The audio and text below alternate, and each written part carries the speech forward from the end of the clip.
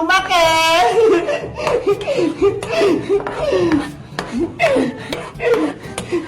Ayan na! Sobrang laki na ng mga orbis ko! Ang lalaki na ng orbis ni Bebang! Tapos sa akin, maliliit pa! Naturo na lang yung yelo! Paano ba yung princess? Mukhang mananalo na ako sa challenge! Ano ba yan? Akala ko, mabilis magpalaki ng orbit sa malamig na tubig! Yun pala hindi! Princess, tignan mo ho! Ang lalaki na nila! Ang gaganda! Parang mga hulin! Wow! Ang lalaki na nila, Bebang! Pwede na itong laruin! Hangin ko na! Ilalagay ko na siya sa malamig na tubig para lumamig na siya!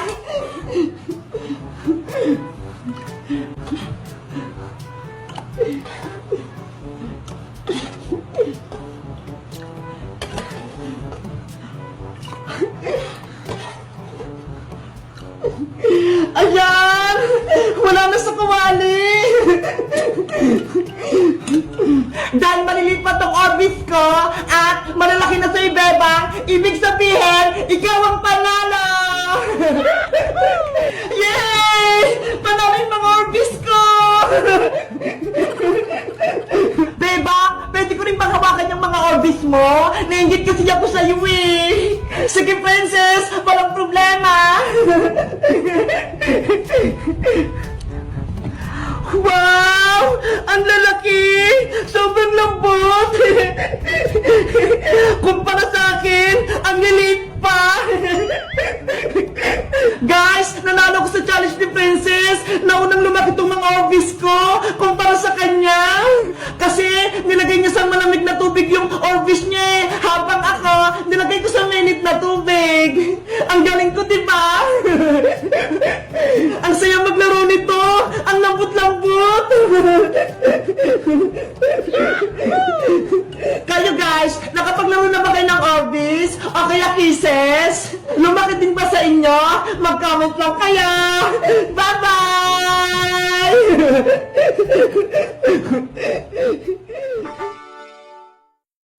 Nay!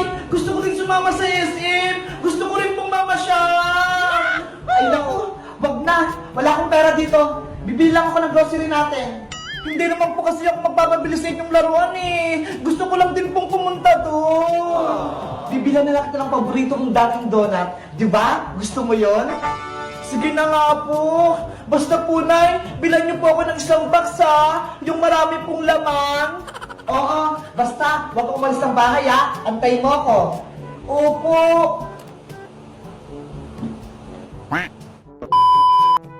Bebang! Princess, nandito ako! Bakit malungkot ang baby ko?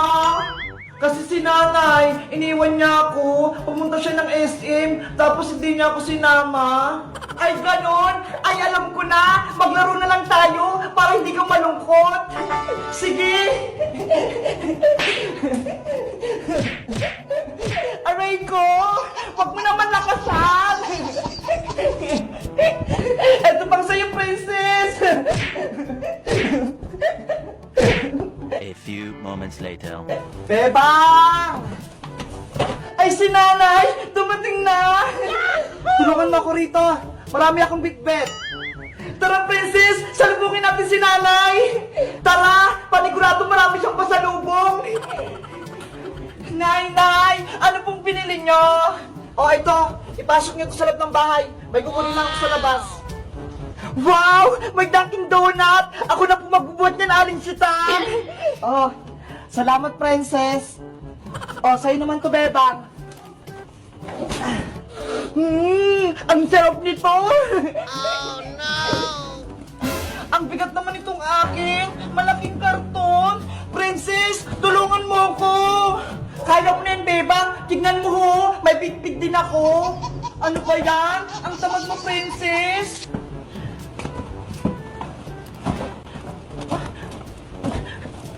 1 hour later. Ang dami namang binili na Aling Sita! Ano kayang mga laman yan? Tignan kaya natin sa loob para makita natin! Sige,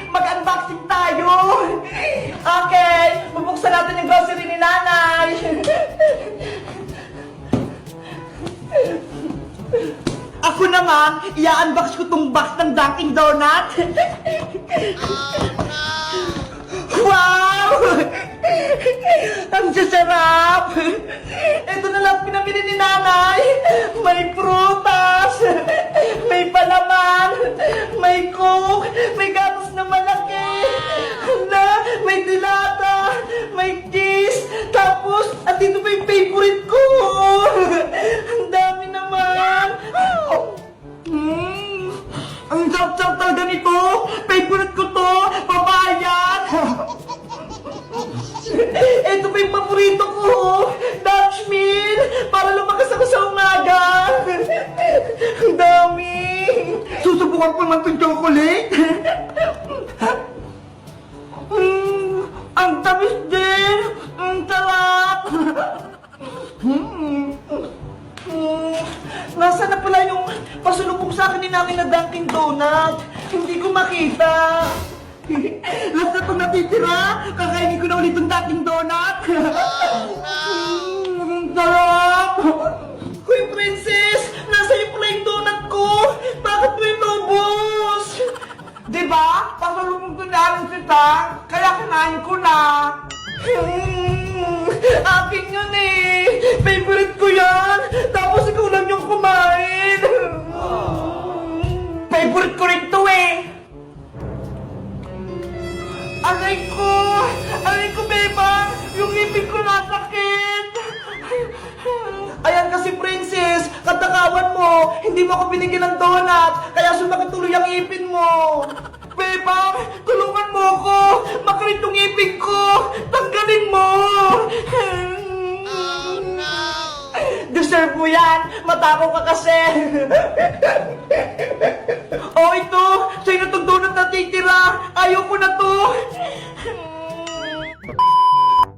Hello guys! Magandang araw! Ako si Bebang!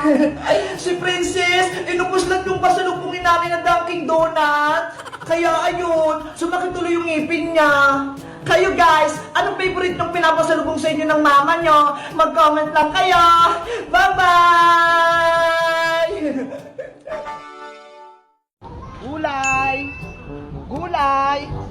Gulay kayo dyan! Naku! Ang hirap naman maglako ng gulay na to. Ang bigat-bigat pa. Nakakapagod. Na. Ang laki-laki na ni Big Bird.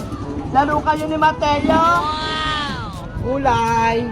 Oh, Bebang, tanongin mo yung nanay mo kung bibili ng gulay. Ano po yun, Aling Tere? Sabihin mo sa nanay mo, mag-ulam naman kayo ng gulay. Nang may sustansya naman yung katawan nyo. Hindi puro na lang sardinas ulam nyo. Tawagin mo si Stang. Baka gusto nang bumili ng paninda kong gulay. Ay, wala po si Nanay Aling Tere. Umalis ng bahay eh. Saan naman nagpunta yung nanay mo? Ewan ko po. Hindi naman nagpaalam eh. Ay, aba? May naisip ako. Bebang, gusto mo bang kumita ng malaking pera? Ay, gusto ko po yan, Aling Tere. Para may pambili akong pagkain. O sige, ibenta mo tong mga paninda kong gulay para kapag naubos, bibigyan kitang malaking pera. O ito oh, akin na po yan, Aling Tere. Ititinda ko na po para makarami ako. Ay, salamat. Hindi na ako mahirapan maglako ng gulay. Antayin kita dito sa tindahan ni Aling Sonia, ha? Sige po. Gulay! Bili na kayo ng gulay. May iba-iba akong tindang gulay. 3 hours later. Hala, hapon na. May natira pa akong gulay na panindang papaya. Uwi na ako.